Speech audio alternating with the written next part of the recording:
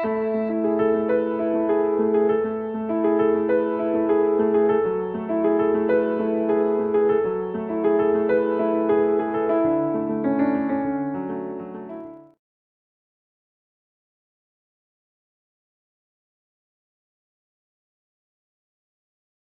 ह्रीं ब्रह्म सरावे नमः स्वाहा। ओम राम ह्रीं ब्रह्म सरावे नमः स्वाहा। ओम राम ह्रीं ब्रह्म सरावे नमः स्वाहा। ओम राम ह्रीं ब्रह्म सरावे नमः स्वाहा। ओम राम ह्रीं ब्रह्म सरावे नमः स्वाहा। ओम राम ह्रीं ब्रह्म सरावे नमः स्वाहा। ओम राम ह्रीं ब्रह्म सरावे नमः स्वाहा। ओम राम ह्रीं ब्रह्म सरावे नमः स्वाहा।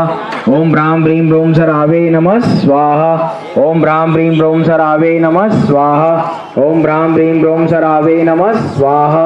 ओम राम ह्रीं ब्रह्म सरावे नमः स्वाहा। सायंकालीन बेला में शाम को 5 से 6:30 बजे पुनः हवन का द्वितीय चरण प्रारंभ होगा। उसमें आप लोग भाग लेने के लिए सभी कार्यकर्ताओं से संपर्क कर सकते हैं। और यहाँ से जाकर आप लोग एक एक नारियल सूर्य नारायण भगवान को आज अवश्य अर्पित करें। आज मकर संक्रांति का दिन है, तो सूर्य नारायण भगवान को जितने भी लोग प्रदक्षिणा कर रहे हैं एक एक नारियल चढ़ाकर जरूर जाए। जय गुरुदेव। ओम परम तत्वाय नारायणाय गुरुभ्यो नमः स्वाहा। ओम लीं नवगते वासुदेवाय नमः स्वाहा। ओम लीं ब्रह्मणे लीं ओम स्वाहा। ओम लीं नारदाय नमः स्वाहा। ओम लीं पगली परमेश्वरी लीं ओम स्वाहा। ओम लीं मस्तमा सिंहाय लीं ओम स्वाहा। ओम लीं कुंडाय नमः स्वाहा। ओम क्लीं कामाख्या क्लीं नमः स्वाहा। ओम क्लीं उमानंद भैरवाय नमः स्वाहा। ओम क्लीं मनोहृदय क्लीं ओम स्वाहा। ओम क्लीं ब्रह्मपुत्र देवाय नमः स्वाहा। ओम क्लीं मनसा देवी नमः स्वाहा। ओम क्लीं नीलाचल पर्वताय नमः स्वाहा। ओम क्लीं कामाख्या क्लीं भूतनाथाय नमः स्वाहा। ओम क्लीं एकादश रुद्राय नमः स्वाहा। ओम क्लीं वास्तुदेवताय नमः स्वाहा। ओम क्लीं विश्वकर्माय लीं ओम स्वाहा। ओम क्लीं बम वीरभद्राय नमः स्वाहा। ओम क्लीं क्लीं क्लीं क्लीं ह्लीं ह्लीं उग्रकृताय हुं फट स्वाहा। ओम क्लीं क्लीं क्लीं क्लीं ह्लीं चतुष्कृताय हुं फट स्वाहा। ओम क्लीं अष्टमा भैरवे लीं ओम स्वाहा। ओम श्री साईनाथाय नमः स्वाहा। ओम क्लीं वित्तेश्वराय क्लीं ओम स्वाहा। ओम ऐं क्लीं श्रीं क्लीं कामाख्या श्याम देवाय नमः स्वाहा। ओम क्लीं स्वरूपे नाग देवताय नमः स्वाहा। ओम श्रीं क्लीं मनसाय श्रीं क्लीं नमः स्वाहा। ओम क्लीं राधा कृष्णाय क्लीं नमः स्वाहा। ओम भूर्भुवः स्वः तत्सवितुर्वरेण्यं भर्गो देवस्य धीमहि धियो यो न प्रचोदयात् स्वाहा। ओम भूर्भुवः स्वः तत्सवितुर्वरेण्यं भर्गो देवस्य धीमहि धियो यो न प्रचोदयात् स्वाहा। ओम भूर्भुवः स्वः तत्सवितुर्वरेण्यं भर्गो देवस्य धीमहि धियो यो न प्रचोदयात् स्वाहा। ओम लीं पीठे समसम देवदेवताय नमः स्वाहा। ओम लीं पीठे सम ज्ञात अज्ञात समस्त गुरुवे नमः स्वाहा। ओम भगवती माँ जगदम्बाय नमः स्वाहा। ओम त्रिकात्म शक्ति स्वरूपाय नमः स्वाहा। ओम भगवती महाकालिये नमः स्वाहा। ओम भगवती माँ लक्ष्मी नमः स्वाहा। ओम भगवती माँ सरस्वती नमः स्वाहा। ऐं क्लीं क्लीं चामुंडाय विच्चै स्वाहा। ऐं क्लीं क्लीं चामुंडाय विच्चै स्वाहा। ऐं क्लीं क्लीं चामुंडाय विच्चै स्वाहा। ऐं क्लीं क्लीं चामुंडाय विच्चै स्वाहा। ऐं क्लीं क्लीं चामुंडाय विच्चै स्वाहा। ऐं क्लीं क्लीं चामुंडाय विच्चै स्वाहा। ऐं क्लीं क्लीं चामुंडाय विच्चै स्वाहा। ऐं क्लीं क्लीं चामुंडाय विच्चै स्वाहा। ऐं क्लीं क्लीं चामुंडाय विच्चै स्वाहा। ऐं क्लीं क्लीं चामुंडाय विच्चै स्वाहा। ऐं क्लीं क्लीं चामुंडाय विच्चै स्वाहा। ओम ह्रीं नवदुर्गा प्रसिद्ध प्रसिद्ध लीं ओम नमः स्वाहा। ओम ह्रीं नवदुर्गा प्रसिद्ध प्रसिद्ध लीं ओम नमः स्वाहा। ओम ह्रीं नवदुर्गा प्रसिद्ध प्रसिद्ध लीं ओम नमः स्वाहा। ओम ह्रीं नवदुर्गा प्रसिद्ध प्रसिद्ध लीं ओम नमः स्वाहा। ओम ह्रीं नवदुर्गा प्रसिद्ध प्रसिद्ध लीं ओम नमः स्वाहा। ओम ह्रीं नवदुर्गा प्रसिद्ध प्रसिद्ध लीं ओम नमः स्वाहा। ओम ह्रीं नवदुर्गा प्रसिद्ध प्रसिद्ध लीं ओम नमः स्वाहा। ओम ह्रीं नवदुर्गा प्रसिद्ध प्रसिद्ध लीं ओम नमः स्वाहा। ओम ह्रीं नवदुर्गा प्रसिद्ध प्रसिद्ध लीं ओम नमः स्वाहा। ओम ह्रीं नवदुर्गा प्रसिद्ध प्रसिद्ध लीं ओम नमः स्वाहा। ओम ह्रीं नवदुर्गा प्रसिद्ध प्रसिद्ध लीं ओम नमः स्वाहा। ओम क्रीं क्रीं कालिये क्रीं क्रीं स्वाहा। क्रीं क्रीं कालिये क्रीं क्रीं स्वाहा। क्रीं क्रीं कालिये क्रीं क्रीं स्वाहा। क्रीं क्रीं कालिये क्रीं क्रीं स्वाहा। क्रीं क्रीं कालिये क्रीं क्रीं स्वाहा। क्रीं क्रीं कालिये क्रीं क्रीं स्वाहा। क्रीं क्रीं कालिये क्रीं क्रीं स्वाहा। क्रीं क्रीं कालिये क्रीं क्रीं स्वाहा। क्रीं क्रीं कालिये क्रीं क्रीं स्वाहा। क्रीं क्रीं कालिये क्रीं क्रीं स्वाहा। क्रीं क्रीं काली क्रीं क्रीं स्वाहा ऐं गौं ह्रीं क्रीं हूं फट स्वाहा ऐं गौं ह्रीं क्रीं हूं फट स्वाहा ऐं गौं ह्रीं क्रीं हूं फट स्वाहा ऐं गौं ह्रीं क्रीं हूं फट स्वाहा ऐं गौं ह्रीं क्रीं हूं फट स्वाहा ऐं गौं ह्रीं क्रीं हूं फट स्वाहा ऐं गौं ह्रीं क्रीं हूं फट स्वाहा ऐं गौं ह्रीं क्रीं हूं फट स्वाहा ऐं गौं ह्रीं क्रीं हूं फट स्वाहा ऐं गौं ह्रीं क्रीं हूं फट स्वाहा ऐं गौं ह्रीं क्रीं हूं फट स्वाहा ह्रीं क ईल ह्रीं हसकः लरीं सकल ह्रीं स्वाहा ह्रीं क ईल ह्रीं हसकः लरीं सकल ह्रीं स्वाहा ह्रीं क ईल ह्रीं हसकः लरीं सकल ह्रीं स्वाहा ह्रीं क ईल ह्रीं हसकः लरीं सकल ह्रीं स्वाहा ह्रीं क ईल ह्रीं हसकः लरीं सकल ह्रीं स्वाहा ह्रीं क ईल ह्रीं हसकः लरीं सकल ह्रीं स्वाहा ह्रीं क ईल ह्रीं हसकः लरीं सकल ह्रीं स्वाहा ह्रीं क ईल ह्रीं हसकः लरीं सकल ह्रीं स्वाहा ह्रीं क ईल ह्रीं हसकः लरीं सकल ह्रीं स्वाहा ह्रीं क ईल ह्रीं हसकः लरीं सकल ह्रीं स्वाहा ह्रीं क ईल ह्रीं हसकः लरीं सकल ह्रीं स्वाहा ओम श्रीं ह्रीं श्रीं भुवनेश्वरी नमः स्वाहा ओम श्रीं ह्रीं श्रीं भुवनेश्वरी नमः स्वाहा ओम श्रीं ह्रीं श्रीं भुवनेश्वरी नमः स्वाहा ओम श्रीं ह्रीं श्रीं भुवनेश्वरी नमः स्वाहा ओम श्रीं ह्रीं श्रीं भुवनेश्वरी नमः स्वाहा ओम श्रीं ह्रीं श्रीं भुवनेश्वरी नमः स्वाहा ओम श्रीं ह्रीं श्रीं भुवनेश्वरी नमः स्वाहा ओम श्रीं ह्रीं श्रीं भुवने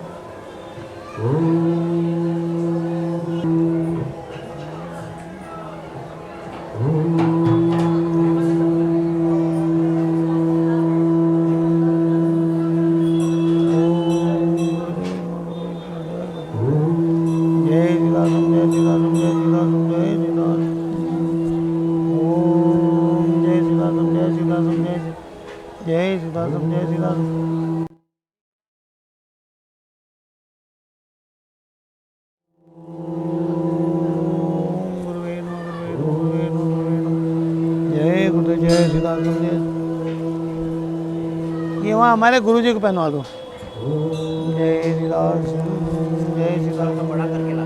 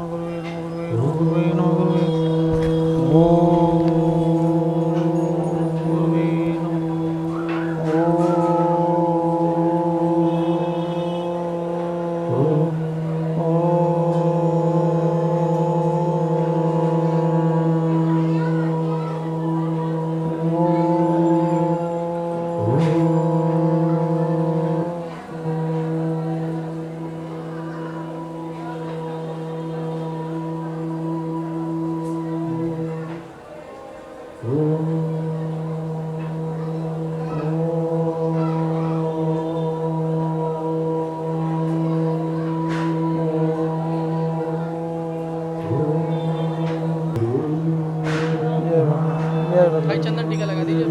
चलिए माला छू ले माला छू लीजिए, हो गया फल चढ़ा दीजिए, मिठाई का रुपया दे दीजिए। ये रख दे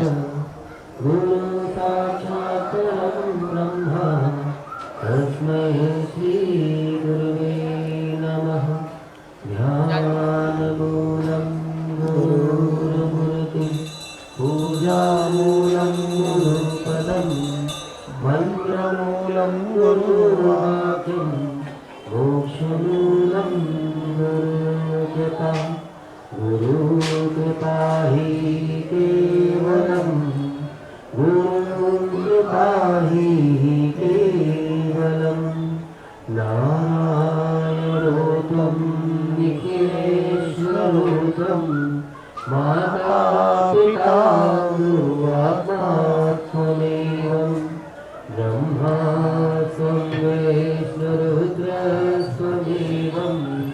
सिद्धाश्रमोऽहं गुरुवं गणम्यं सिद्ध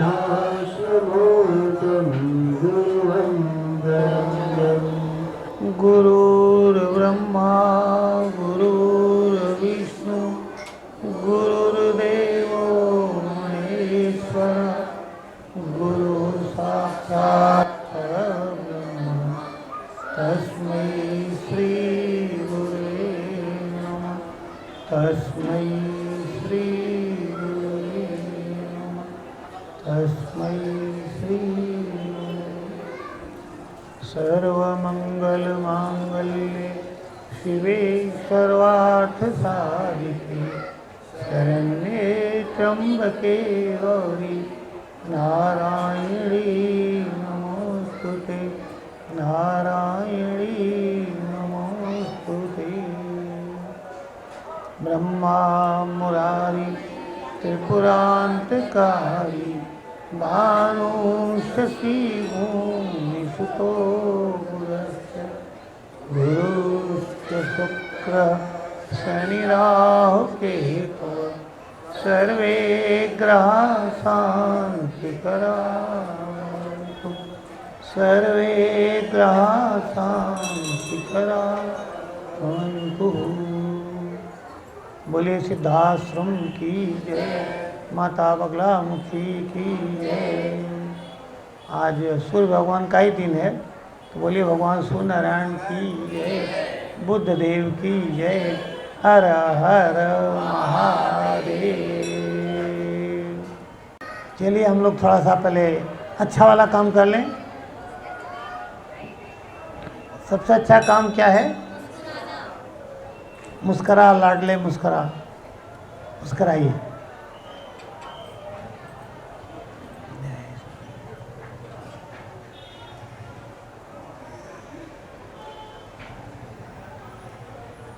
दो मिनट आप लोग शांति से आंख बंद करके बैठें और केवल मुस्कुराने का प्रयास करें।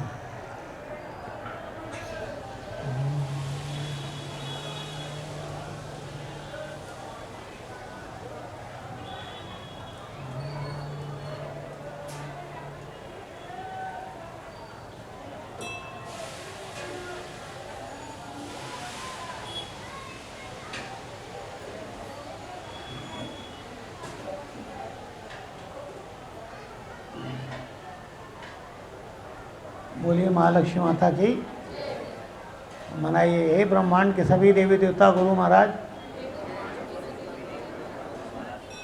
आप सभी हम लोगों पर कृपा करें। हम अपने जीवन में सभी गुरुओं के द्वारा बताए हुए ज्ञान को आत्मसात करने में सक्षम और समर्थ हो सकें। सबसे पहले प्रे करना चाहिए कि जो गुरु लोग ज्ञान दे रहे हैं आप उसको समझ सको और समझने के बाद उसके अनुरूप आचरण करना चाहिए। बोलिए बगला माई की जय। आज मकर संक्रांति का दिन है। मैं मकर संक्रांति के बारे में नहीं बताने जा रहा हूँ, ये तो सभी को मालूम है और नहीं मालूम है तो उनको मालूम होएगा भी नहीं भविष्य में, क्योंकि जिनकी उम्र 70-80 साल हो गई, 60 साल हो गई, अब तक नहीं सीखे तो आगे क्या सीखेंगे। फिर भी जिनको शौक़ होगा तो जाएं और कुछ किताब उताब देख लें भाई मकर संक्रांति क्या है। हमारे ऋषियों ने जो ज्ञान दिया उसका हम लोग बिल्कुल ही पालन नहीं करते और हर चीज़ में हम खाली शॉर्टकट ढूंढने लग गए। और आप लोगों को शॉर्टकट क्या है पता है? मंदिर में जाओ, वहाँ एक पंडित जी खड़े रहेंगे, आपके और देवता के बीच में कौन खड़ा रहेगा? एक। अब आपको जो कहना है पंडित जी से कहोगे, बराबर है? अब पंडित जी भी आपको अपने हिसाब से जो कहना है कह देंगे। तो देवता कहीं इन्वॉल्व हुआ कि नहीं आपके साथ? सोचते रहिएगा। जब आप गुरु के सामने पड़ जाते हैं तो गुरु हिला देता है सब कुछ, नस नाड़ी पूरा, कई जन्म को सोचने को मजबूर कर देता है। और जब कथा वाले के सामने पड़े, कथा सुन के ताली पीट के नाच के जाइए। अंतर है, बहुत बड़ा अंतर है दोनों में। आपके देवता के बीच में होना क्या चाहिए? कोई थर्ड पार्टी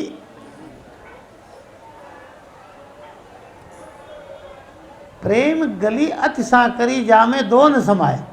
प्रेम की जो गली है ना, उसमें तीसरा कहीं हवा ही नहीं आ सकती। हमारे गुरु जी बोलते तो तुम्हारे और गुरु के बीच में हवा भी क्यों घुसे भाई? एक फिल्मी गाना है, फूल भी हो धर्मिया तो फासले लगे। तो आपके और आपके इष्ट के बीच में कुछ भी नहीं होना चाहिए। मान लो पंडित जी नहीं हैं तो भी आपके उनके बीच में बहुत चीज़ें हैं। सबसे पहले तो आप जाते अपना स्वार्थ रख देंगे, बराबर? तो आप उनके बीच में कौन आ गया? प्रेमी के पास जाओ, प्रेमिका के पास जाओ, पत्नी के पास जाओ, पति के पास जाओ, पहले जाते पहले मतलब ही रख दो। पहले उस भावना को आत्मसात तो करो, समझो तो सही कि क्या है, क्या चाह रहा है, क्या कर सकता है और हम क्या हैं। अगर आपके अंदर पात्रता नहीं है, आप लायक नहीं हैं, तो दुनिया का कोई व्यक्ति आपको दे देगा? ये सोच के बताइए, यहाँ पे किसी को दे दोगे? बताओ। आप कुछ भी किसी को देने के पहले 1000 प्रकार से अपने स्टैंडर्ड के हिसाब से उसकी पात्रता को आजमाने का, टेस्ट करने का प्रयास करोगे, उसके बाद ही कोई दोगे, बराबर? नहीं तो गाली दे के पहले भगा दोगे। अगर आपको लग रहा है कि ये व्यक्ति गाली के लायक है तो आप क्या करोगे? भले वो गाली के लायक है नहीं, राम जाने, लेकिन तुम्हारे स्टैंडर्ड में तो गाली के लायक लग रहा है, तो क्या करोगे तुम? अब वो कुछ भी कहे तुम गालियाँ दोगे उसको। लेकिन अगर तुमको लग रहा है कि नहीं यार ये वास्तव में कुछ डिज़र्व कर दो, कोई दे दो, तो वो भले तुमको गाली दे, तब भी तुम मुस्करा कहो चिंता मत कर, मैं तुझे माफ़ करता हूँ, ये ले लेके जा। तो सोच में अंतर हुआ कि नहीं हुआ? देवता के पास जब जाइए तो ये मान के जाइए कि देवता एक बहुत बड़ी हस्ती है, आपसे हर चीज़ में वो महान है, ज्ञान में, शक्ति में, सामर्थ्य में, आप में किसी चीज़ से आपसे वो न्यून नहीं है। उसके सामने कैसे व्यवहार करना चाहिए, कैसे उसके सामने पेश आना चाहिए, क्या करके मांगना चाहिए, ये सब कला जब आप सीख जाएंगे तब आप धीरे धीरे जीवन जीने की कला में एकदम पक्के हो जाएंगे। और जब एकदम पक्के हो जाएंगे तब ईश्वर कहेगा अब ये मेरा है। समझा कि नहीं? तो वो लेवल क्रिएट करो कि वो कहे कि ये मेरा है। पूरे महाभारत युद्ध में 2 टीम थी, आपको मालूम है दोनों टीम। मजबूत टीम कौन सी थी? कौरवों की। कमज़ोर कौन सी थी? जितने धार्मिक व्यक्ति लगते हैं वो सब कमज़ोर दिखते हैं भौतिकता में। छल प्रपंच वाले बहुत आगे दिखते हैं भौतिकता में। ये सत्य भी है, अनादिकाल का, कोई नया सत्य नहीं है, अनादिकाल से। लेकिन अंततोगत्वा जीतता कौन है? जब कृष्ण ने ये महसूस कर लिया, जान लिया कि अर्जुन केवल और केवल मेरा है। समझे कि नहीं? और उसके पहले जो पूरी भगवत गीता समझाई जाती है, आपस में बड़ा डायलॉग होता है। जैसे आप भी मेरे पास आते हो, बहुत हमारे आपके बीच बहुत डायलॉग होते हैं। हम कुछ कहते हैं, आप कुछ कहते हो, हम कुछ समझाते, फिर घर जाके आपकी बुद्धि फिर घूम जाती है। 2-4 गुरु जी और मिल जाते हैं, मैं कहूँगा ये 2-3 गुरु मिलेंगे, ये छोड़ो कहाँ फंस गए, तो वो चलता रहता है, कोई बात नहीं। जब भगवत गीता में दोनों के बीच में डायलॉग होते होते अर्जुन कहता है कि हे भगवान, अब मैं आपका वचन पालन करूँगा। बहुत लेवल की बात कहता है। क्या कहता है? अब मैं पहले करे, मैं आप मुझे घुमाओ मत, मैं लड़ने वाला नहीं, मैं कुछ करने वाला नहीं, मैं छोड़ के जा रहा हूँ, सन्यासी बन जाऊँगा। दुनिया भर का डायलॉग, मैं इनको कैसे मारूं, उसको कैसे मारूं, ये क्या होगा। और कृष्ण भगवान ने पूरा ज्ञान दे डाला, देख तू क्या है, बना कैसे है, ये तत्व वो तत्व, ये कर्म वो कर्म, अना कर, अरे पता नहीं कितना भर दिया, इतना भर दिया कि उसको समझने में 1500 जीवन तो कम है। अर्जुन था, समझ गया। तो समझ के उसने क्या कहा? हे भगवान, पहले बीच में कहता है कि अब मैं आपका शिष्य हूँ। था बहनोई, समझे कि नहीं? मेरे भी बहनोई, मेरे बड़े भाई सब मेरे शिष्य हैं। तो अगर मेरे बड़े भाई शिष्य बने होंगे तो कितना साल लगा होगा उनको कन्विंस होने में कि ये कुछ तो होगा। तो बहनोई शिष्य कब बना होगा? लगा होगा। और फिर समझने के बाद कहता है कि अब मैं आपका जो आप आज्ञा कहोगे, जो भी कहोगे वो मैं पूरा करूँगा। तो जो आपसे श्रेष्ठ जो भी व्यक्ति कह रहा है उसको पालन तो करना चाहिए, लेकिन आप करते हो पालन कि नहीं करते हो?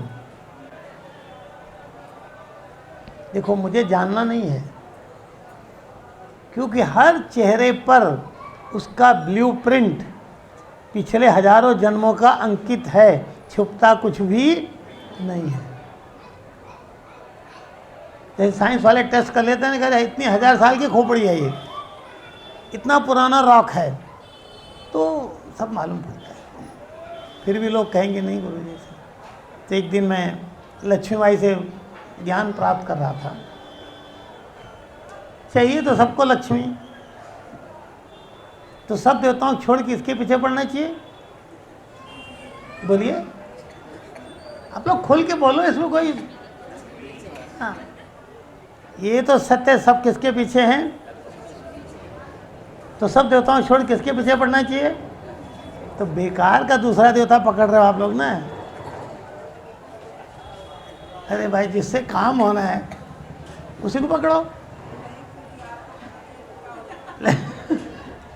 लेकिन वो पकड़ में आती ही नहीं।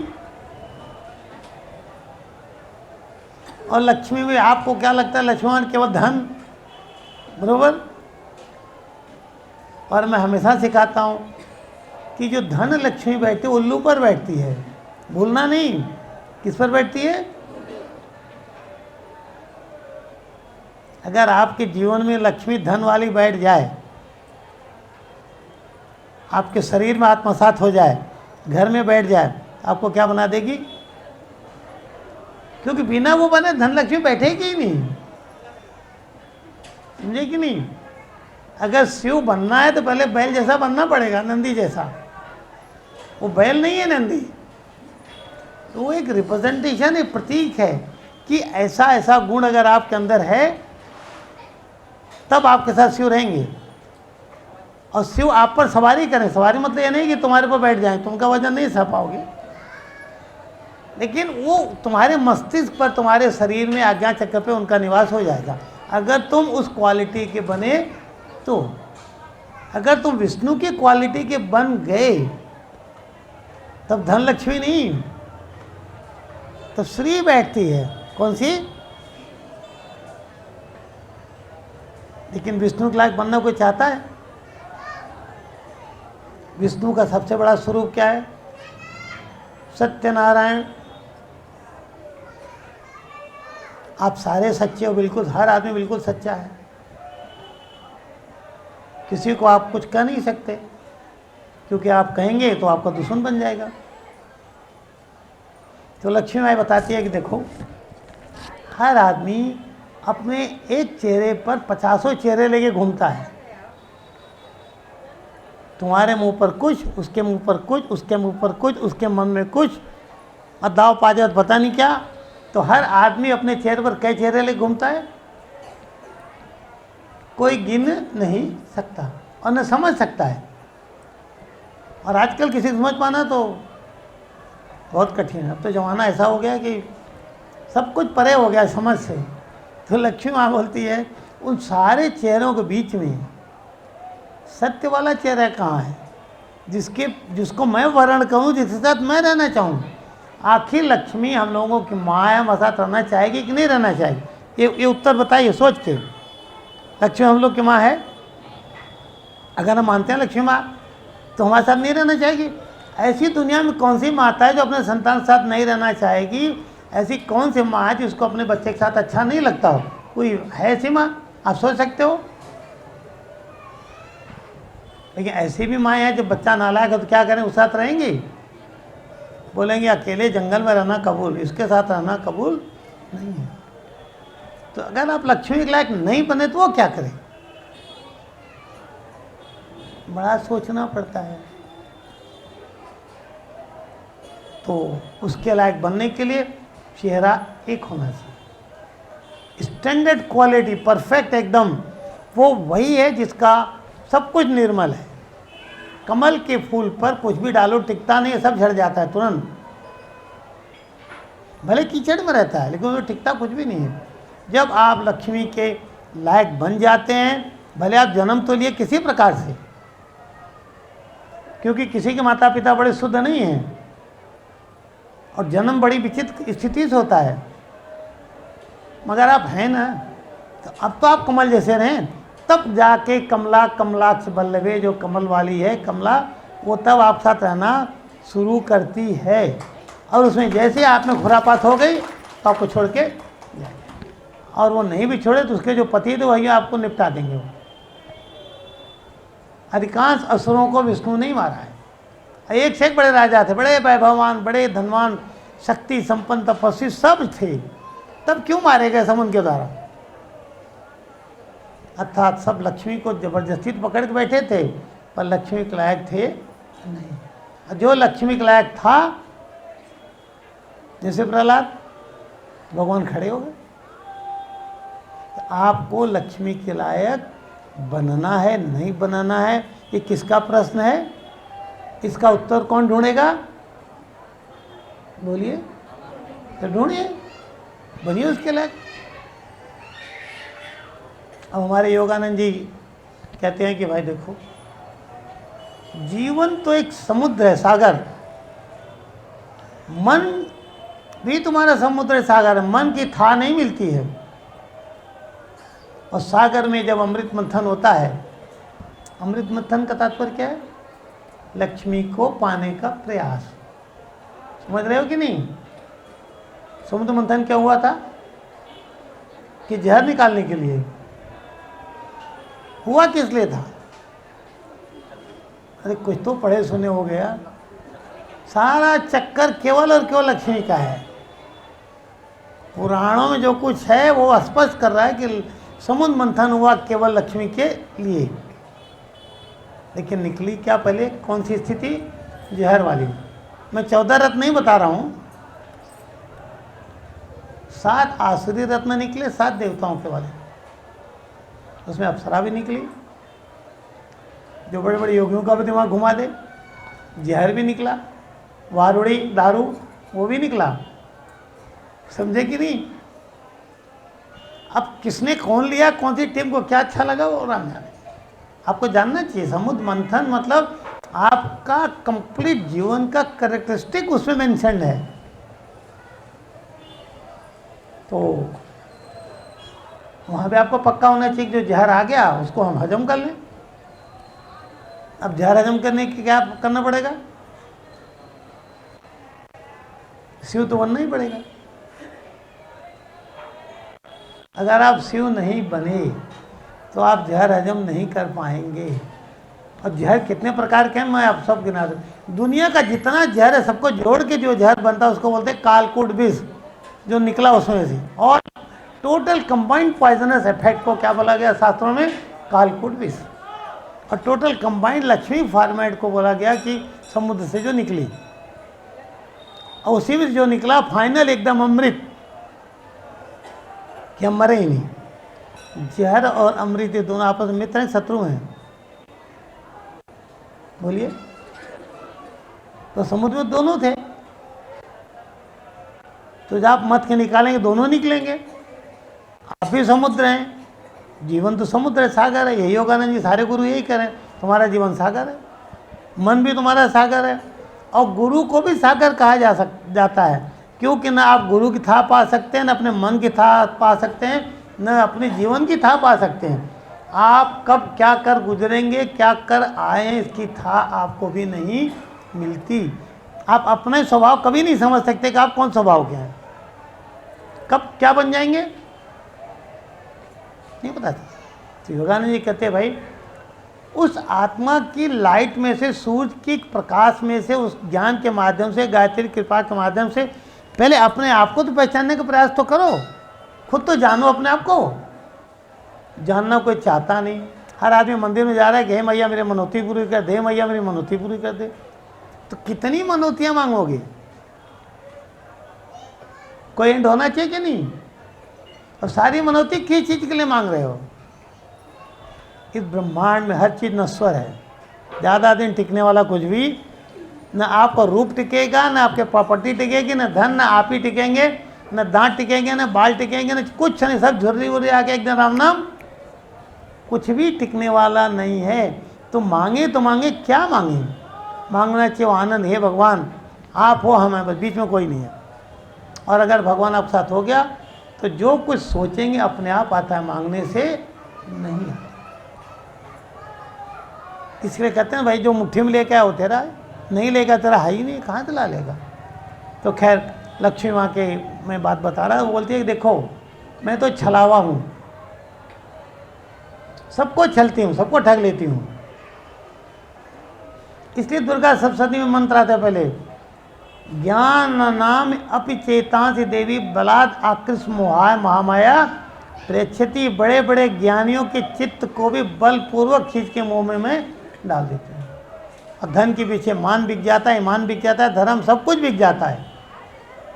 ऐसा तो नहीं होना चाहिए, वो तो जाता है। और ऊपर से हम क्या कहें, बहुत बड़े धार्मिक हैं। तो माँ यही बोलती है कि हर चेहरे पर तो कई मुखौटे लगे हैं। ऊपर बोलेंगे बिल्कुल सदाचार पालन करो, ये पालन करो, वो पालन करो, त्यागो, सब त्यागो, सब त्यागो, बराबर।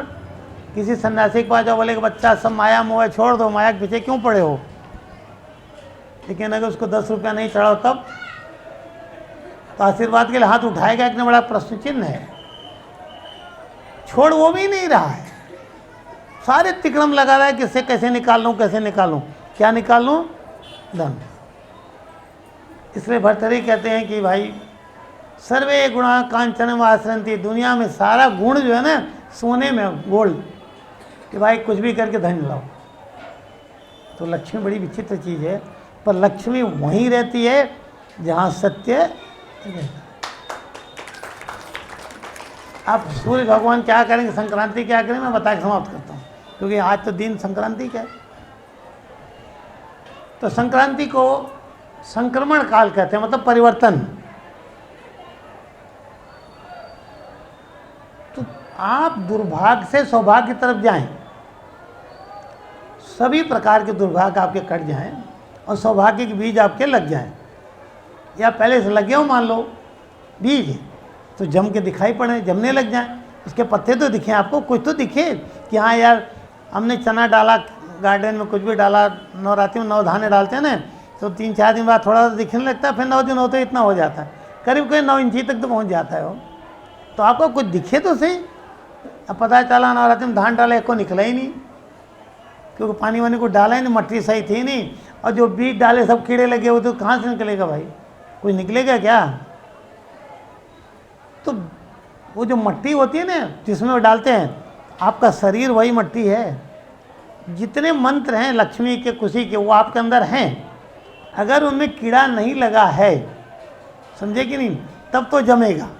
लेकिन वो भी तब जमेगा जब उसमें खाद पानी को डालोगे, नहीं तो जमने वाला नहीं जमा सकते आप।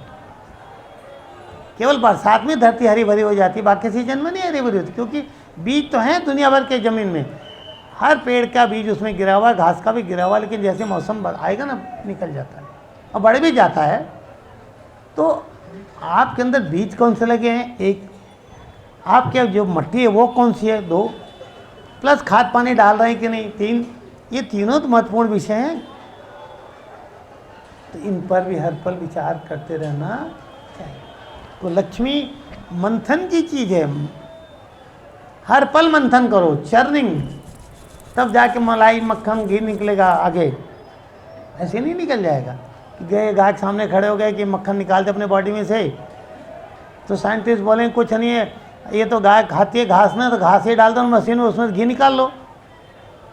ऐसा हो सकता है क्या। तो बड़ी विचित्र बातें हैं लक्ष्मी की। लक्ष्मी छलावा है, और लक्ष्मी माँ बोलती है पहले ये विचार करो, समझो कि मैं विष हूँ या अमृत हूँ। ये किसका शब्द है, ये दक्षिण। मैं तुम्हारे पास आई, तुम्हारा जीवन अधोगति को जाएगा कि ऊर्ध्वगति को जाएगा? मैं तुम्हारे पास आई, तुम्हारी बुद्धि सद्बुद्धि होगी, दुर्बुद्धि होगी, कुबुद्धि हो जाएगी।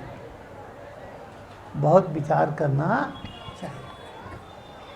तो संक्रांति का मतलब है कि हम जितनी भी बुराइयां हमारे पास हैं उनसे धीरे धीरे हट के अच्छाई की तरफ जाएं। और इसको हमारे देश में हर मुहूर्त प्रकृति के परिवर्तन के हिसाब से पकड़ा गया। आज का दिन जो है संक्रमण काल, अभी दक्षिणायन था, आज से उत्तरायण हो गया। अब आज से पूजा पाठ विवाह शादी सब शुरू हो जाएंगे। अभी तक क्या था, ये सब बंद था। तो 6 महीना उत्तरायण, 6 महीना दक्षिणायन, 6 महीना मिलता है असुरों को, 6 महीना मिलता है देवताओं को। हिसाब किताब भगवान एकदम बराबर रखा है, जितना दिन उतने रात। उनके यहाँ बिल्कुल बेईमानी नहीं हो।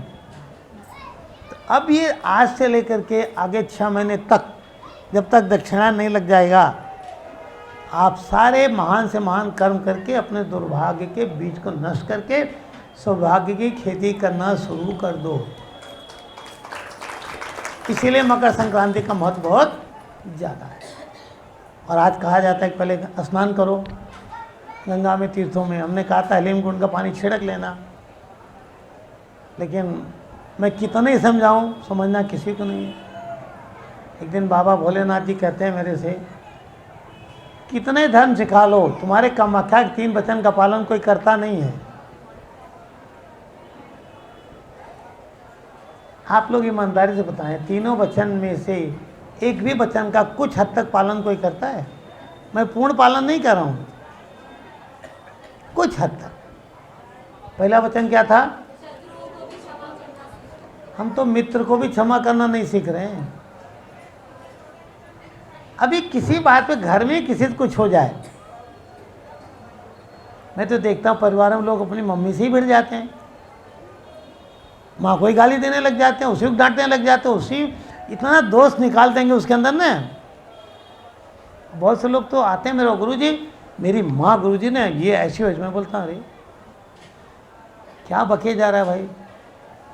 नहीं आप नहीं समझ रहे हो, आप तुमको क्षमा सिखाओगे तो माता पिता ऐसे थोड़ी होने चाहिए। अरे कैसे होने चाहिए भाई, बताओ? वो है ही नहीं वचन।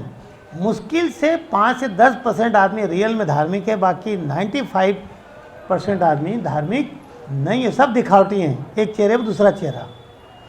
और मंदिरों की भीड़ खाली मांगने वालों की है, ये दे दे, वो दे दे, वो दे दे, वो दे, सब खेल मांगने पर चल रहा है।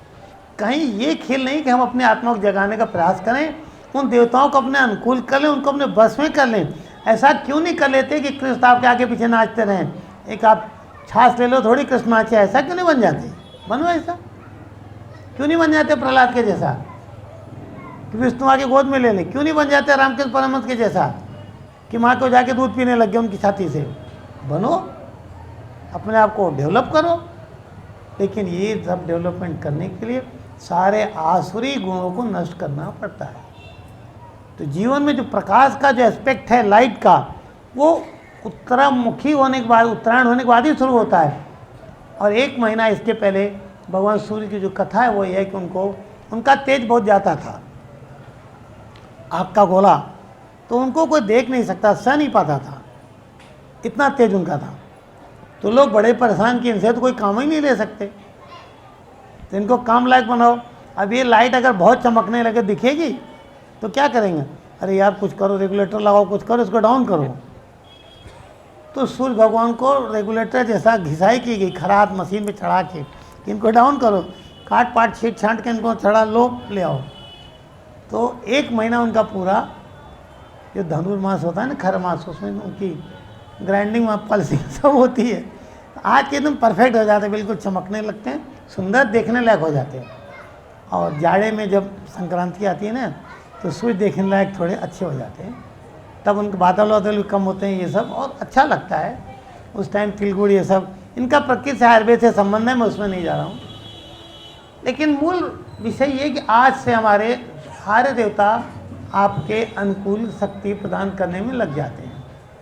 इसीलिए इसको संक्रमण काल कहा जाता है, संक्रांति कहा जाता है, भाग्योदय दिवस कहा जाता है, दुर्भाग्य नाशक दिवस भी कहा जाता है, सौभाग्य प्राप्ति दिवस भी कहा जाता है। आज के दिन आपको सौभाग्य प्राप्ति की दीक्षा लेनी चाहिए, भाग्योदय के लिए सारे प्रयास करने चाहिए, जो कुछ मंत्र वगैरह दिए उनका संकल्प लेना चाहिए और धीरे धीरे अपने आप को सिद्ध करना चाहिए। बात घूम फिर के आती है नवग्रह के अधीन। अच्छा मिले जीवन में या बुरा, मिलेगा ग्रहों के ही माध्यम से। बिना ग्रहों के माध्यम से कोई चीज़ संसार में मिलना संभव नहीं। ऐसा डिपार्टमेंट भगवान ने बना रखा है। और ग्रहों का राजा कौन है? सूर्य। इसीलिए आज का दिन बहुत महत्वपूर्ण है। आज आपको सूर्य भगवान को प्रसन्न करने के लिए जो भी टेक्निक आपको आती हो, दिन भर हम लोगों ने प्रयास किया, आपको करना चाहिए। सूर्य भगवान की बहुत सी साधना मैंने दी हैं, साल 2 साल करके देखिए। और आज आपके घर में क्रिस्टल ले जाकर स्थापित करना चाहिए, जो यहाँ सिद्ध हुए हैं। और आपके घर में क्रिस्टल ऐसी जगह पर रखना चाहिए कि जिसमें से घर के अंदर सूर्य की रोशनी उस क्रिस्टल को टच करके प्रवेश करे। आपके घर में जो उसके कई कलर निकलते हैं ना क्रिस्टल में से, वो आपके घर में ऐसा झिलमिलाने चाहिए। वो झिलमिलाता है, अगर नीचे पानी वानी का अरेंजमेंट करो तो पानी में सो रिफ्लेक्ट हो घर में। ये सब चीज़ें अगर हम करते हैं तो बहुत कुछ पॉजिटिविटी बढ़ती है। और जिन घरों में सूर्य की रोशनी नहीं आती, वो घर कभी पॉजिटिव नहीं हो पाता। उस घर का वास्तु दोष कभी जाएगा ही नहीं, उस घर से निगेटिव चीज़ें कभी नहीं हटेंगी। सूर्य बड़ा इंपॉर्टेंट फैक्टर है। और जो व्यक्ति सूर्योदय के बाद भी सोता रहता है, उसका भाग्योदय होना संभव नहीं। भले पूर्व जन्म से बहुत किया हुआ है, उसके कोटे में भरा हुआ है। मान लो एक आदमी पैदा हुआ, 2-4 करोड़ उसके बाप दादा ने FD डाल रखा है, वो तो 2-4 करोड़ यूज़ करेगा, बढ़ा नहीं पाएगा। और दूसरा ऐसा पैदा हुआ, अनाथ पैदा हुआ, 1 करोड़ नहीं है, वो अरबपति बन सकता है। तो ये तर्क मत देना कि उसको देखो तो 10 बजे सो को उठता है गुरुजी, तो भी उसको देखो।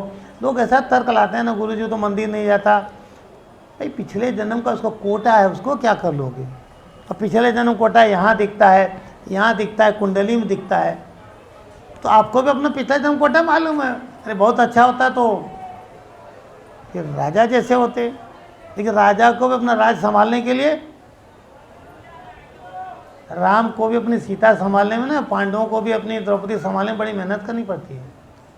समझे कि नहीं? तो ये भ्रम मत पालना है कि नहीं हम राजा पैदा हो गए तो राजा ही रहेंगे। कितने लोग मंत्री हो के कहाँ चले जा रहे हैं, कितने घोटाले हो, क्या क्या कुछ नहीं कहा जा सकता। आप हर अवस्था में इस सूर्य ग्रह को प्रसन्न रखना चाहिए। और सूर्य का संबंध गायत्री माता के साथ है, समझे कि नहीं? गायत्री मंत्र में जो सवितुर वरेण्यम है, सविता, सविता माने सूर्य भगवान, इनकी शक्ति गायत्री। वह गायत्री को ब्रह्म विद्या, वेद माता गायत्री कहा जाता है। बगलामुखी माता को ब्रह्म विद्या कहा जाता है। वो तो ब्रह्म विद्या का ओरिजिन है बगलामुखी, इसीलिए ब्रह्मास्त्र महाविद्या है वो। तो उस गायत्री का सहारा लेकर के, गायत्री मंत्र का माध्यम लेकर के रोज प्रातः काल उठ के अगर हम सूर्य को प्रसन्न करने लगते हैं, अर्घ्य वगैरह देते हैं, मैं पूरी विधि नहीं बता रहा हूँ, बहुत प्रवचन हमने दिए सूर्य पे, तो हमारा जीवन सुंदर होने लगता है। आज आपको क्रिस्टल ले लेना चाहिए। माणिक्य सूर्य भगवान का रत्न है, वो लेके घर में पूजा में रखें। पहने वो लोग जिनका सूर्य अनुकूल हो। अगर देखिए रत्न पहनने में गलती क्या होती है, आप जाएंगे पूछेंगे तुम्हारी राशि, राशि के नाम से रत्न दे देगा, ठीक नहीं है। क्योंकि कोई कोई ग्रह अगर आपको बहुत खराब है, आदमी बोलेगा तुम्हारा शनि खराब है नीलम पहन लो। अरे शनि खराब है नीलम पहनते उसकी पावर और बढ़ जाती है, समझे? तो भट्टा बिठा देता है वो, समझ में आता नहीं है। बड़ी अच्छी तरह सावधानी पूर्वक विचार करके धारण करना चाहिए। तो मैं जो कह रहा हूँ कि आज माणिक्य ले जा घर में पूजा में रखना चाहिए, उसके पूजा करना चाहिए, सूर्य का जप करना चाहिए। मैं धारण करने को नहीं कह रहा हूँ, धारण वो करे जिसका सूर्य फेवरेबल हो, किसी विद्वान से राय लेने के बाद। आप मेरे गले में देखें, मैं यहाँ 3 माणिक पहनता हूँ रेगुलर। खैर मैं तो रत्नों को बहुत सहारा लेता हूँ, मुझे ज्ञान भी है, भगवान ने दिया है। तो पर ये भी नहीं कि आप रत्न पहन लोगे तो एकदम फट से राजा हो जाओगे। कोई भी रत्न या कोई भी पूजा पाठ क्रिया कुछ हद तक ही आपके जीवन में परिवर्तन लाती है, 100% नहीं बदलेगी। हाँ वो बहुत बदल देगी लॉन्ग रन में, समझे कि नहीं? जैसे रामकृष्ण परमहंस बैठ गया तो 28 साल में काली प्रकट हो गई। आप भी सूर्य के पीछे पड़ जाओ, प्रकट हो जाएंगे, कुछ तो करेंगे, सारा दुर्भाग्य नाश कर देंगे। तो आज हर प्रकार की दीक्षा ले सकते हैं। लेकिन भाग्योदय दीक्षा तो आज अवश्य ले लेनी चाहिए, माणिक ले लेना चाहिए। और माणिक लेके घर में पूजा में भी रख सकते हैं, दान भी दे सकते हैं, क्योंकि सारे आज का दिन ही दान का है। तो लोग बड़ी चीज़ों का दान तो नहीं करते जल्दी, तो सस्ते में सस्ता तो चलो खिचड़ी छू के दे दो, फिर भी जो जिसकी भावना है कोई बात नहीं। पहले ज़माने में साधु होते थे, भाई चलो अगर 2-4 कुंटल खिचड़ी भी आ गई तो साल भर खा लेंगे, तो वो भी भावना अच्छी है, कोई बुराई नहीं है। तो जिससे जो बने करो। और आज से 1 महीने तिल गुड़ का सेवन तो भाई बहुत ज़रूरी है, क्योंकि तिल में जो तेल होता है उसका विष्णु से संबंध है, और जितने पितृ के कार्यक्रम होते हैं सब में तिल आवश्यक होता है। तिल का बड़ा महत्व है, मैं उसमें भी अब नहीं जा रहा हूँ इसमें। तो जो आपसे बने करें, मुस्कुराएं, लेकिन लीम कुंड का जल अपने ऊपर अवश्य छिड़क लें। भले सुबह नहीं छिड़के होंगे तो जाते जाते कम से कम कुछ तो पुण्य ले लें। और आज आपके पितरों को तर्पण करना चाहिए था। मैं हमेशा बताता हूँ कि किसी भी पर्व में पहले पितरों का तर्पण करो। जैसे ही गंगा में जाएंगे, संगम कहीं जाएंगे ना, तो स्नान के बाद तुरंत तर्पण का विधान है, समझे कि नहीं। तो तर्पण तो आपको हर त्यौहार पे करना ही चाहिए अपने पितरों का। और तर्पण के लिए ये नहीं कि पंडित जी ने तर्पण कौन करे। अरे पंडित जी ने तो आप घर में रसोई नहीं बनेगी, बताओ। किसी के रहने न रहने से दुनिया में कोई चीज़ रुकती नहीं। आपको जो विधि आती वही करो। कुछ नहीं, हे भगवान कुछ नहीं मालूम, हे गुरु जी मुझे कुछ नहीं मालूम, आपका नाम ले रहा हूँ, पितरों को जल दे रहा हूँ, अब जाने गुरु जी दिलाएंगे। इतना तो आता है, ये भी नहीं आता। और नहीं गुरु जी जिनके में, हे काली माँ, हे बगला माँ, तेरे नाम पर दे रहा हूँ, मेरे पितर को पहुँचा दे, कुछ तो करेगी। आप डायरेक्ट मेरे हाथ में मत दो कोई चीज़, किसी के हाथ से चेक भेज दो तो भी मेरे पास आ जाएगा, या मैं भी किसी के हाथ भेज दूँ तो भी आपके पास चला जाएगा।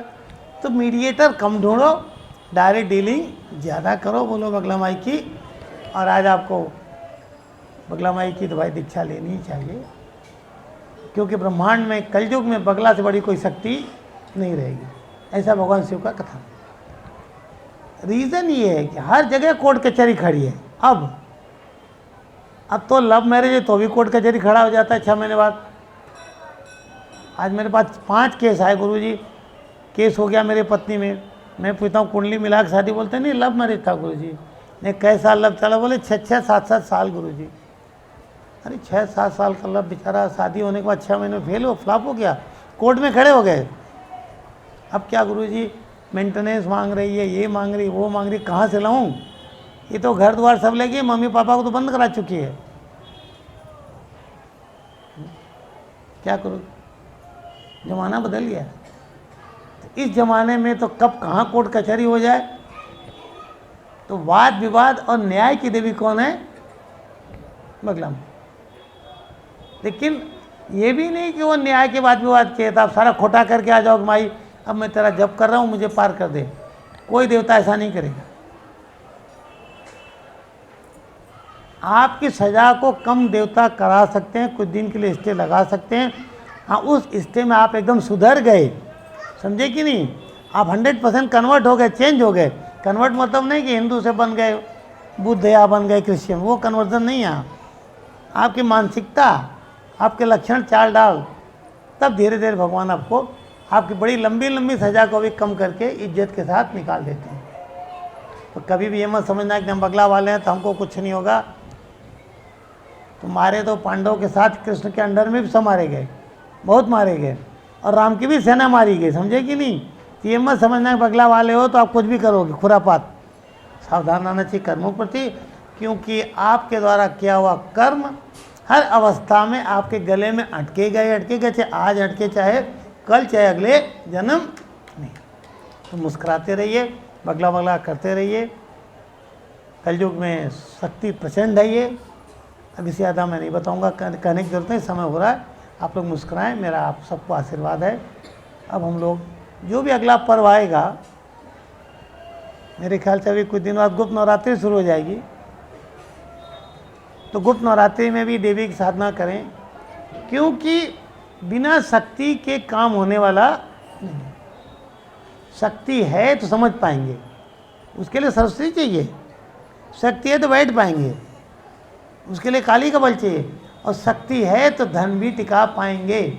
उसके लिए महालक्ष्मी की जरूरत है। बिना शक्ति के आप न देख सकते हैं, न सुन सकते हैं, न चल सकते हैं, न समझ सकते हैं। इसलिए देवी माँ बोलती है कि यम कामय तम उग्रम तम ब्रह्मा तम विष्णु तम रुद्रम करोमि। जिसको मैं चाहूँगी उसे ब्रह्मा बना दूंगी, विष्णु बना दूंगी, उसे बना दूंगी।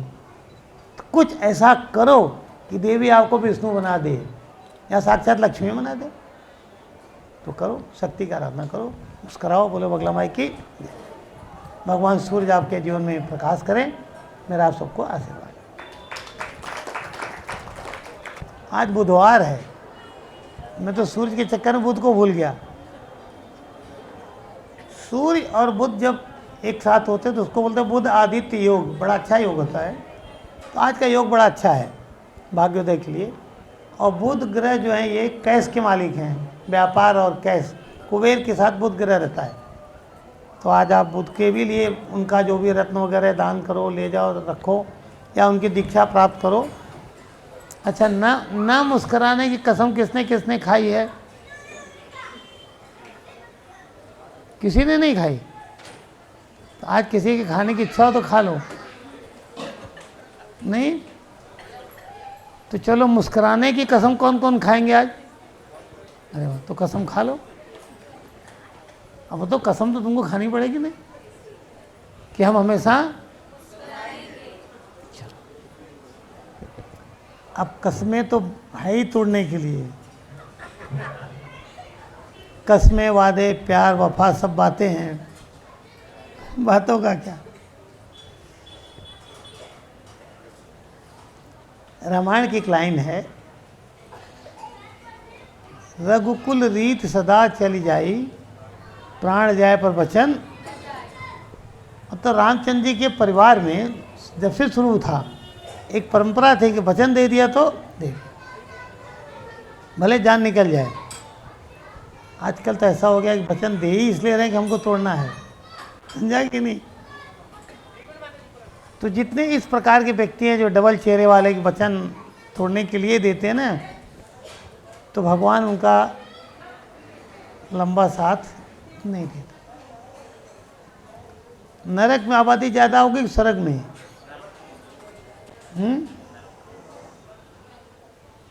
तो जिसको जहाँ जाना हो, दोनों में से, वहाँ का वीज़ा अभी से निकाल ले। जैसे अमेरिका जाना हो ना, वीज़ा के लिए टेस्ट होता है ना, ये टेस्ट वो टेस्ट। तो नरक स्वर्ग के अपने अपने टेस्ट हैं। तो जैसा आप कर जाएंगे उसी आधार पर आपका वीज़ा बन जाएगा। और चित्रगुप्त चुपचाप दिखा देंगे कि भैया इनका वीज़ा है ये कैटेगरी का, वहाँ आप डाइवर्ट हो जाएंगे। लेकिन मैं चाहूँगा कि आप स्वर्ग की ओर ही जाएं, नरक की ओर आपकी यात्रा न चले। सबसे बड़ी खुरापात चंद्रमा करते हैं, मन। उसके बाद दूसरी खुरापात सरस्वती करती है, जबान। बहुत से शास्त्रों के उदाहरण हैं, एक दो बता रहा हूँ आपको। एक असुर ने गणेश जी को प्रसन्न कर लिया और आशीर्वाद लिया कि हम जब भी युद्ध होगा तो हम आपका मंत्र याद करेंगे, तो हम हारे नहीं कभी। तो गणेश जी ने एक मंत्र दे दिया, बोला ये मंत्र तू जपता रहेगा, युद्ध करेगा तो तू किसी से नहीं हारेगा। उसने सबको हरा दिया, देवताओं को। सारे देवता बड़े ही परेशान। पहले तो सब लोग इंद्र को झपट लेते हैं, जाओ सारा झगड़ा राजगद्दी का ही है, चाहे देवता हो, असुर हो, चाहे आजकल हो, सारा खेल कुर्सी का, किस्सा कुर्सी का। तो सब परेशान किया, रही असुर को कैसे क्या करें। और जब भी युद्ध करने जाते हैं तो गंगणपते नमः, गंगणपते नमः। मंत्र दूसरा है, मैं वो बता नहीं रहा हूँ। तो ये तो हारेगा ही नहीं। सब पस्त हो गए, तो सब लोग गए गणेश जी के पास कि आपने क्या कर दिया ये। गणेश जी ने बोला देखो खेल तो सारा बुद्धि का है ना। गणेश जी किस चीज़ के देवता हैं? बुद्धि के। बुद्धि बाधा हटाती है, बुद्धि बाधा क्रिएट करती है। तो गणेश जी बाधाओं कैसे काटते हैं? बुद्धि के प्रयोग से। तो गणेश जी ने कहा देखो सारा खेल तो बुद्धि का है, उसने बुद्धि लगाई, हमसे वरदान लिया, तुम भी बुद्धि लगाओ, रास्ता निकल जाएगा। बहुत दिन ये फिर तपस्या की, इनकी समझ में नहीं आया क्या बुद्धि लगाऊं मैं, कुछ नहीं समझ आया। फिर लोगों ने गणेश की बड़ी तपस्या की कि भगवान कोई बुद्धि तो ऐसी दो कि हम लोग कुछ कर पावे। उन्होंने कहा कि बुद्धि मेरे पास थोड़ी रहती है, तो सरस्वती माई का डिपार्टमेंट है। किसका डिपार्टमेंट? तो जाओ उनके पास और रास्ता बताएगी। फिर उन्होंने माँ को प्रसन्न किया। कौन सी माँ को? चाहिए क्या था? लक्ष्मी। राज्य मिले मतलब लक्ष्मी मिले। गए किसके पास? बड़ा विचारणीय प्रश्न है, डायरेक्ट लक्ष्मी नहीं आती। तो जाते हैं, फिर माँ प्रकट होती, बोलती क्या बात है, किस्सा जान जाती, बोलती कोई बात नहीं। अब वो जब मंत्र बोलना शुरू करेंगे ना युद्ध में, तो मैं उसकी जबान को थोड़ा सा अटका दूंगी, बस। अब मंत्र होना चाहिए ना, ओम गंगणपतये नमः। अब वो ग अटक गया, नहीं बोल पा रहा है, तब शक्ति तो प्रकट नहीं होगी ना। और जब वो अटकने लगा तो देवताओं ने प्रहार कर दिया। तो जब बगला मुखी भी किसी की जीभ पकड़ ले, तब कोई आदमी आपके खिलाफ खड़ा हुआ, गवाही देने, कुछ भी करने, बगला ने उस टाइम उसकी जबान दबा दी, बोल ही नहीं पा रहा है, घबरा रहा है, आपका काम तो हो गया ना। तो दूसरी खुरापात की जगह कौन सी है? पहली कौन सी बताई थी मैंने? बुद्धि। तो आप लोग के पास है ना, तो जरा अपनी अपनी बुद्धि को देख लो किधर है, छू छा के टोटा के देख लो, कहाँ भाई किधर है बुद्धि, तो कहाँ है। और मन तो है ही है खुरापाती, मन को भी देख ले भाई तू किधर है। तो आपका मन किधर है इस समय? अरे आपके शरीर में है, एक शरीर के बाहर है, कहाँ है? तो शरीर में तो कहाँ पर है? तो थोड़ा ढूंढो ढांढो, ज़्यादा बड़ी खोज नहीं है, छोटी मोटी चीज़ है। बुद्धि खोज लो, मन को खोज लो, फिर देखो, फिर खेल हो जाएगा। बोलो बगला माई की मैं कुछ बता नहीं रहा हूँ, क्ल्यू दे रहा हूँ, समझे कि नहीं। भगवान ने मनुष्य का शरीर बना दिया, इसके अंदर सब कुछ फिट कर दिया और क्ल्यू दे दिया, चाबी ऐसे खुलेगा सीधा यहाँ पहुँच जाएगा। तो ये सब जो गेम है, इस गेम में जिस चीज़ की सबसे बड़ी ज़रूरत पड़ती है उसका नाम है गुरु, समझे कि नहीं। और गुरु उसे कहा जाता है जो हर चीज़ में आपसे भारी हो। गुरु ग्रह सबसे भारी माना जाता है और दूर भी माना जाता है। तो जो आपके पकड़ से भी दूर हो और आपसे बहुत भारी हो, उसको क्या कहते हैं? गुरु।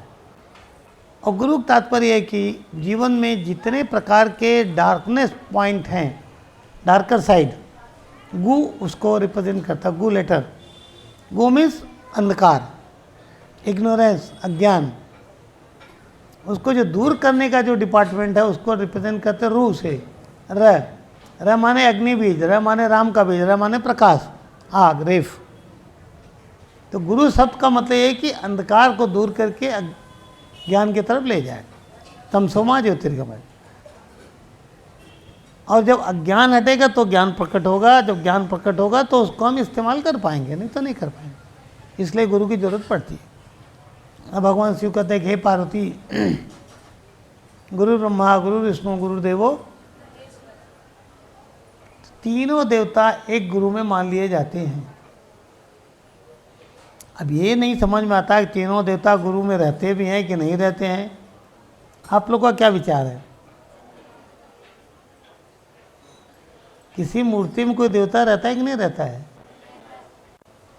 अगर आपकी भावना है तो उसमें है, आपकी भावना नहीं है तो उसमें नहीं। तो खेल गुरु प्रति वही है। आपकी भावना है गुरु है तो तीनों देवता उसके साथ हैं, आपके लिए, सबके लिए नहीं। देवता इंडिविजुअल होते हैं और देवता कलेक्टिव भी होते हैं, समझे कि नहीं? देवता को समझना पड़ता है। भावो ही विद्यते देवा, उस देवता से आपका जो परिचय कराता है उसको गुरु कहा जाता है। और जो आपको अथॉरिटी देता है कि हाँ भाई जाओ तुम ये कर सकते हो साधना जगत में, वीजा इशूइंग अथॉरिटी, उसको गुरु कहा जाता है, राइट। और सब कुछ करने के बाद सीधा गुरु जो भगवान से मिलाए तो उसको गुरु कहा जाता है। इसलिए शिव कहते हैं कि गुरु से मिल गया और भगवान से मिला ही देगा, कनेक्शन हो ही जाएगा, इसमें एक प्लग घुस ही जाएगा तो करंट आएगा ही आएगा ना। तो गुरु की व्याख्या बड़ी लंबी है, मैं ज़्यादा नहीं कहूँगा। और गुरु और शिष्य के बीच में एक संबंध है कि तुम हमारे हो, हम तुम्हारे। ये हमारे तुम्हारे बीच में कोई छल प्रपंच, झूठ, नाटक, नौटंकी नहीं होनी चाहिए। और शिष्य बनने का मतलब ये नहीं कि तुम कल को राजा बन जाओगे। अपना अपना कर्म सबको भोगना ही पड़ता है। भोलेनाथ का कथन, एक माँ के 10 बच्चे हैं, 10 बच्चे करोड़पति तो नहीं हो जाएंगे, सभी हो जाएंगे करोड़पति, बताओ? सब तो नहीं हो सकते ना। तो पर क्या माँ 10 बच्चों के साथ नहीं रहेगी? माँ 10 को नहीं चाहेगी? तो चाहेगी, लेकिन ये 10 का अपना भाग्य है। तो शिष्यों का अपना भाग्य है, उसको डायरेक्ट गुरु से नहीं जोड़ना चाहिए कि अब गुरु के पास गए तो हमारा क्या क्यों। इसीलिए जो उदाहरण दिया जाता है ना, कृष्ण के साथ तो सब थे, सारे पांडवों के बच्चे मारे गए, अभिमन्यु भी मारा गया और 5 के दूसरे मारे गए। कृष्ण होते थे।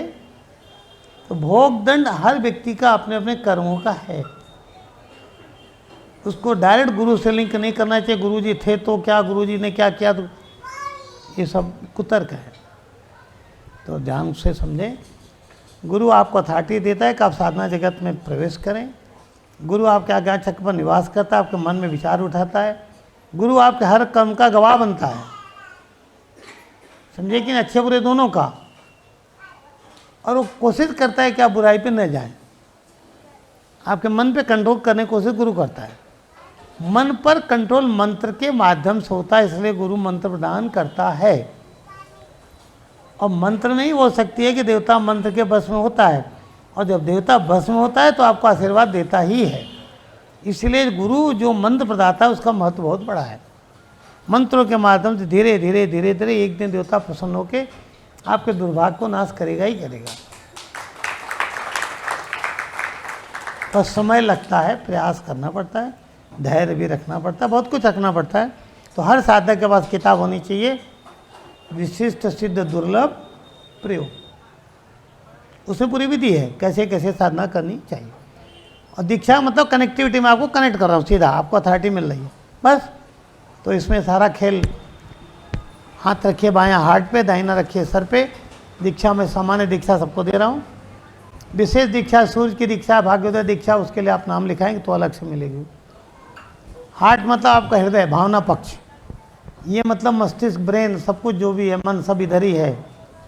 तो बोलिए ओम परम तत्वाय नारायणाय गुरुभ्यो नमः। क्रीम क्रीम भूतनाथाय नमः। ओम गंग गणपते नमः। ओम भूर्भुवस्व तत्सवितुर्वरेण्यं भर्गो देवस्य धीमहि धियो यो न प्रचोदयात्। ओम ह्लीं मम प्राण देह रोम प्रतिरोम चैतन्य जाग्रय ह्लीं ओम नमः। ओम श्रीं ह्रीं श्रीं महालक्ष्म्यै नमः। क्रों क्रों काल भैरवाय क्रों क्रों स्वाहा। बाबा भूतनाथ जी का मैं रिपीट मत कर रहा हूँ। क्रीम क्रीम भूतनाथाय क्रीम क्रीम नमः। त्रीम त्रीम त्रिजटाय नमः। और नवग्रहों के लिए बोलिए ओम ब्रह्मा मुरारी त्रिपुरांधकारी भानु शशि भूमिसुतो बुधश्च गुरुश्च शुक्र शनि राहु केतव सर्वे ग्रहा शांतिकरा भवन्तु। भगवान सूर्य का ओम राम ह्रीम रोम सह सूर्याय नमः। अन्नपूर्णा माता का ओम ऐं ह्रीम श्रीम माहेश्वरी अन्नपूर्णायै दीक्षाम दे दे नमः। बगला माई का ओम ह्लीम बगले परमेश्वरी ह्लीम ओम स्वाहा। महालक्ष्मी का ओम श्रीम ह्रीम श्रीम महालक्ष्मी नमः। क्लीम कुबेराय क्लीम नमः। बोलिए बगला माई की। ये सब दीक्षा मंत्र है, इसका प्रिंट आउट ले लीजिए वहाँ से, आपको वेबसाइट में भी मिल जाएगा, हमारे फॉर्मेट में मिल जाएगा। विशिष्ट दुर्लभ प्रयोग अवश्य होनी चाहिए। और ज्ञान का दान सबसे बड़ा माना जाता है। तो आज आपको नवग्रहों की, खास करके बुध ग्रह की किताब अवश्य एक एक ले लेनी चाहिए। और अगर आपसे हो सके तो कुछ लोगों को किताब लेके दान दे दीजिए। जो आप खिचड़ी चढ़ाते हैं उससे बड़ा दान है ये, जो आपकी इच्छा हो। चलिए आप लोग दीक्षा सबको प्रदान कर दी मैंने, ठीक।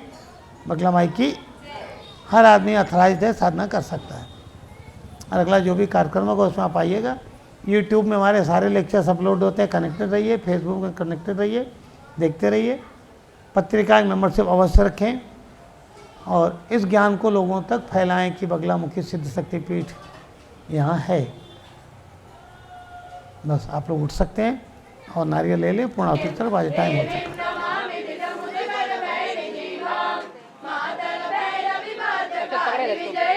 वाराहि विश्वाश्रये श्रीवीर्ति समये महेशि बगले कामेशि रामे रमे मातंगे त्रिपुरे परात्परतरे स्वर्गापवर्गप्रदे नाशोऽहं शरणागता करुणया विश्वेश्वरी त्राहि मां। दासोऽहं शरणागता करुणया विश्वेश्वरी त्राहि माम्।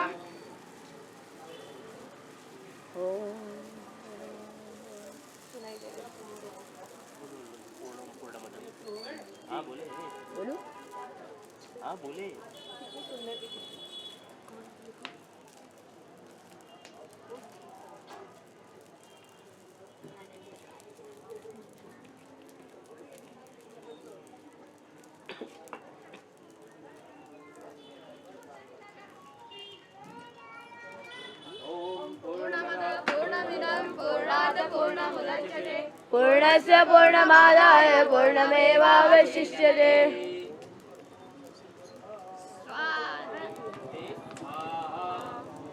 बोलिए परम पूज्य गुरुदेव की जय।